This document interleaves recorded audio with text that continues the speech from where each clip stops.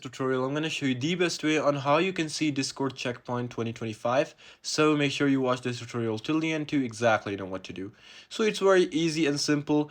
First up, you need to make sure that your app store is, your Discord, and you need to go to your app store and you need to make sure that your Discord is up to date and it's updated. So just go ahead and check your Discord. If it's once at update, just go ahead and update it. Now what you need to do is just go to your Discord, and right over here you need to press on use section right over here, and on your edit profile section you will be able to see checkpoint.